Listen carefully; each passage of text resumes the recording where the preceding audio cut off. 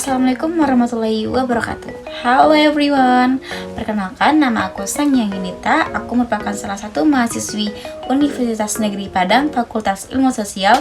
Alhamdulillah saya mengambil program studi Pendidikan Geografi dengan NIM 22045115. Nah guys, hari ini aku mendapat tugas nih dari Bu Mentari. Siapa sih Bu Mentari itu? Nah, Bu Mentari merupakan salah satu dosen pengampu mata kuliah Geografi Sosial yang dimana ibu tersebut mengajar dan membimbing saya dan teman-teman kelas pendidikan geografi kelas A. Oke, emang tugasnya apa sih? Nah, tugasnya ini salah satunya aku disuruh bikin vlog tentang apa aja sih yang udah dipersiapin dalam minggu-minggu sebelumnya. Nah, minggu-minggu sebelumnya kan udah dikasih tugas wawancara. Nah, di video ini nih aku bakal cerita dari aku pengambilan judul sampai aku mewawancara salah satu narasumber aku. Aku cerita juga nih sedikit kenapa aku mengambil judul Fenomena Geografi Sosial tentang Mandi Balimau. Nah, geografi sama-sama kita ketahui nih, geografi sosial kan membahas tentang interaksi manusia dengan alam. Nah, karena adanya interaksi manusia dengan alam tersebut, nah oleh karena itulah saya mengambil judul Fenomena Geografi Sosial ini yaitu tentang mandi balimau. Emang apa sih hubungannya? Karena adanya manusia yang mandi di sungai itu merupakan salah satu interaksi manusia dengan alam. Nah, sama-sama kita ketahui dalam geografi sosial itu kan adanya interaksi manusia dengan alam kan. Nah, di situ tuh kan juga mencakup tentang budaya atau tradisi atau ekonomi dan lain-lain sebagainya. Nah, di sini nih saya mengambil atau mencakup tentang budaya atau tradisi. Nah, maka dari itu saya mengambil judul Fenomena Mandi Balimau dalam rangka penyambutan bulan suci Ramadan. Nah, minggu-minggu sebelumnya saya telah melakukan wawancara salah satu narasumber saya yang mana beliau bertempat tinggal di Lubuk Menturun, tentu saja namanya Nenek Ilar. Nah, singkat cerita, saya nanya nih, Nek, emang apa sih mandi balimau? Nah, Nenek jawab, mandi balimau merupakan salah satu tradisi dari leluhur-leluhur yang dimana tradisi tersebut merupakan salah satu pensucian diri sebelum menjelang bulan suci Ramadan. Nah, kapan sih diselenggarakannya? Itu tuh diselenggarakannya H-1 menjelang bulan suci Ramadan.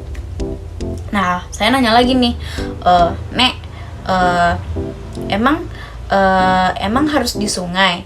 Nah, Nenek pun jawab, sebenarnya tidak, karena banyak juga orang-orang melakukan mandi balimau itu di rumah masing-masing. Tetapi dari dahulu-dahulunya mandi balimau itu banyak diselenggarakan atau umumnya diselenggarakan di sungai. Nah, aku nanya, emang kenapa sih Nek harus di sungai? Nah, kenapa harus di sungai?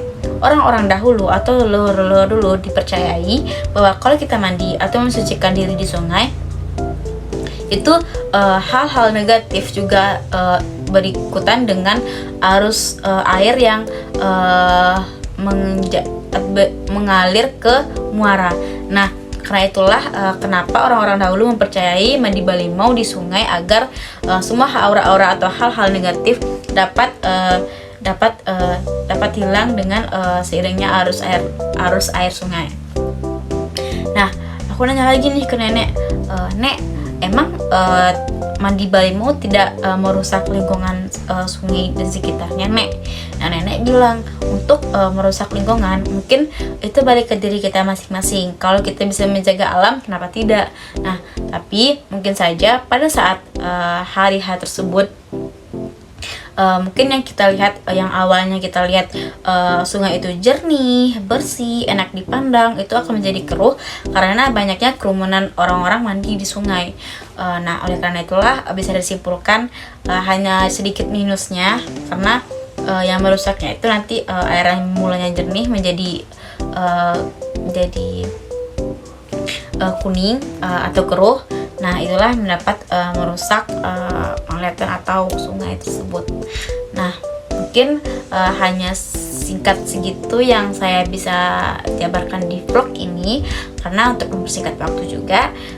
Nah, mungkin hanya itu yang bisa saya ceritain dalam wawancara saya dengan Nenek. Nah, mungkin dengan berakhirnya saya menceritakan tentang wawancara tadi, juga berakhirlah vlog saya pada pertemuan kali ini.